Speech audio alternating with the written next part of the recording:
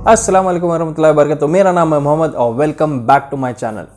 Israel ने एक countdown दिया था जहां पर उसने बताया कि वो गाजा में पूरी तरह से ग्राउंड इन्वेजन करेगा, लेकिन ग्राउंड इन्वेजन तो उसका फेल हो रहा है, तो वो बमबारी करके मासूम फ़लस्तीन लोगों को शहीद कर रहा है और बहुत बुरी तरह पिछले 2 दिन से हालात फ़लस्तीन के हो चुके हैं। साथ ही साथ एक और काउंटडाउन सऊदी अरेबिया ने भी दिया है जिससे काफ़ी शॉक हो गए लोग, और ये है काउंटडाउन जहां पर पोस्ट किया गया कि शकीरा का इवेंट अब सिर्फ 24 घंटे बाकी है।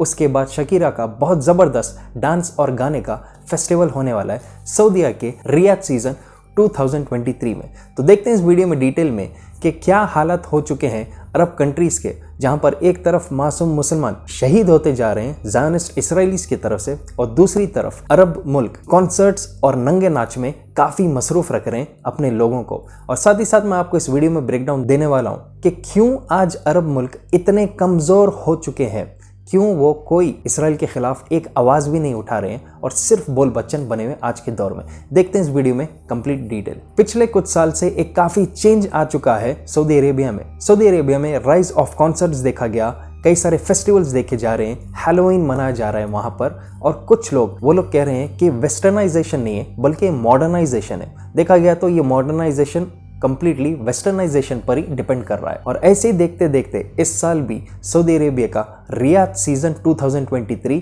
होल्ड हो रहा है, जिसमें कई सारे सिंगर्स आने वाले, कई सारे बॉक्सिंग मैचेस होने वाले, मतलब एक कंप्लीट एंटरटेनमेंट पैकेज रहेगा। साथ ही साथ देखा जा सकता है कि अब कुछ हफ्ते ही पहले इसराइल ने पूरी तरह तमाशे शुरू कर दिए हैं फलस्तीनी लोगों के ऊपर हमास का बहाना लेके, और इसके बाद कई लोगों ने एक्सपेक्ट किया था क्या कहेंगे अरब लीडर्स इस चीज को देख के। इनिशियली सऊदी अरेबिया के क्राउन प्रिंस मोहम्मद बिन सलमान ने स्टेटमेंट दिया था कि इसराइल जो कर रहा है वो बिल्कुल गलत कर रहा है। कॉन्सर्ट्स सऊदी ये एक सोशल मीडिया हैंडल है जो पूरे कॉन्सर्ट्स के बारे में सऊदी अरेबिया के अपडेट करता है ऑफिशियली।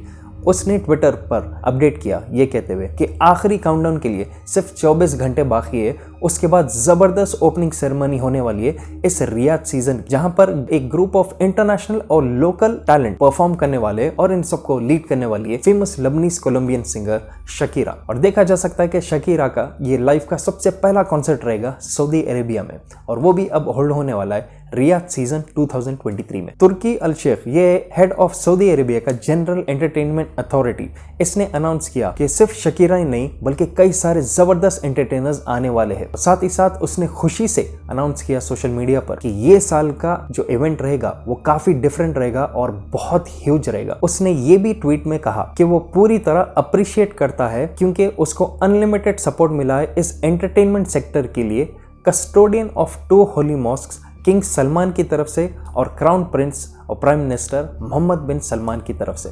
देखा जा सकता है कि रिसेंटली ऑस्ट्रेलियन रैपर इगी ने भी वहां पर परफॉर्म किया, और वो काफ़ी अपने बेहुदे परफॉर्मेंस के लिए मशहूर है क्योंकि वो गाना कम गाती है और बेहुदगी ज़्यादा करती है स्टेज के ऊपर। और उसने भी रिसेंटली स्टेज के ऊपर कुछ ऐसे ही तमाशा किया और उसने ओपनली डेवल वर्शिपिंग की बात की, मतलब कि वो शैतान को पूजा करने की बात बहुत खुशी से कर रही थी। ये भी हुआ सऊदी अरेबिया में, लेकिन देखा जा सकता है कि उसके ऊपर कोई एक्शन नहीं लिया गया। सिर्फ इतना ही नहीं, तुर्की अल शेख ने यह भी कहा कि अब की बार वेबसाइट अपग्रेडेड रहेगा और आपको टिकट्स बहुत आसानी से मिलेगी। मतलब कि पहले जिनको मौका नहीं मिल रहा था, कंफ्यूजन हो रहा था कैसा टिकट्स लेने के लिए, इस बार बहुत आसान हो जाएगा उनको ये एंटरटेनमेंट देखने के लिए, शकीरा को नाचते हुए स्टेज पे देखने के लिए। अब इस चीज़ को देखकर कई सारे लोग सवाल कर रहे हैं कि आखिर ये हालात ऐसे क्यों हो चुके हैं, अरब कंट्रीज़ को आखिर हो क्या गया है। इससे पहले भी मुझे कई लोगों ने कमेंट किया था ये कहते हुए कि आखिर अरब कंट्रीज खामोश क्यों हैं, क्या रीज़न हो सकता है कि वो इसराइल के खिलाफ कुछ नहीं बोल सक रहे हैं। और साथ ही साथ मुझे कुछ ऐसे मैसेजेस भी आते हैं इनबॉक्स में जहाँ पर कुछ लोगों ने कहा कि अरब मुल्क खामोश है एक होशियारी की वजह से, एक उनकी स्ट्रैटेजी है इसराइल को तोड़ने की, और उनकी खामोशी में एक हिकमत है। हिकमत का मतलब है विजडम। तो काफ़ी अजीब दिखा मुझे पढ़कर कि हिकमत इसके अंदर ऐसी है कि इसराइल वहाँ पर बमबारी कर रहा है फ़लस्तीनी सिविलियंस का,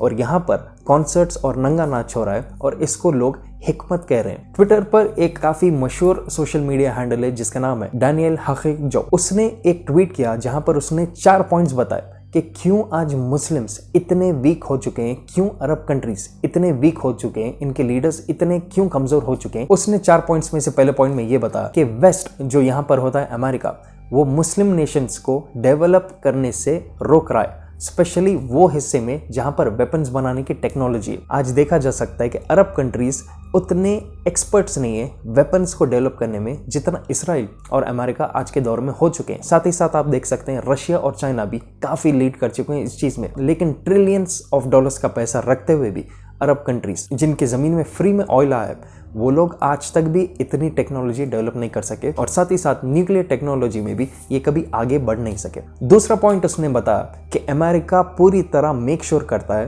कि ये अरब कंट्रीज या जो भी मुस्लिम कंट्रीज जो पावरफुल बनने जाते हैं ये कभी आगे नहीं बढ़ सके और बहुत सिस्टमैटिक तरीके से इनको कमज़ोर किया जाता है। और उसने बताया कि इसके कई सारे तरीके अमेरिका के, जैसे कि वो कभी कब्जा करने के काम करता है, जैसे उसने इराक के ऊपर किया था जब वो आवाज़ उठाने लगा था।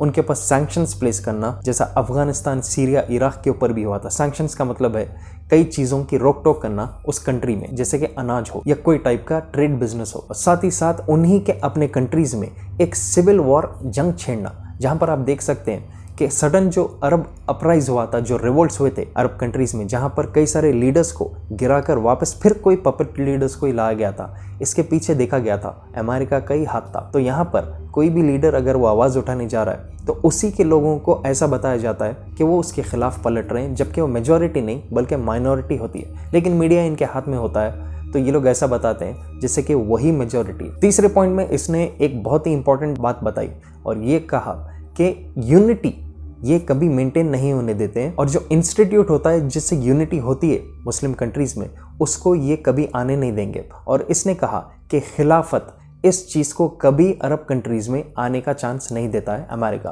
और साथ ही साथ अरब लीडर्स को ऐसा बताया गया कि खिलाफत अगर आएगा तो इनके जो लग्जरियस गद्दे बने हुए हैं जिसके ऊपर ये बैठकर रूल कर रहे हैं, ये एक दिन टॉपल हो जाएगा। तो इस पावर को मेंटेन करने के लिए खिलाफत को कभी नहीं आने दे रहे अरब लीडर्स भी, ऐसा उसने थर्ड पॉइंट में बताया। और फाइनली चौथे पॉइंट में इसने एक बहुत इंपॉर्टेंट बात ये भी बताई कि अरब कंट्रीज़ के, मुस्लिम कंट्रीज़ के अंदर ही अमेरिका अपने खुद के बेसिस मिलिट्री के रखा है। देखा जा सकता है कि गल्फ वॉर के दौर में इराक के खिलाफ लड़ने के बहाने सऊदी अरेबिया और कई सारे मुस्लिम कंट्रीज़ में अमेरिका ने अपने बेसिस बनाए थे मिलिट्री के, ये कहते हुए कि ये जंग हुए तक हम हमारे लोग यहाँ पर रखेंगे।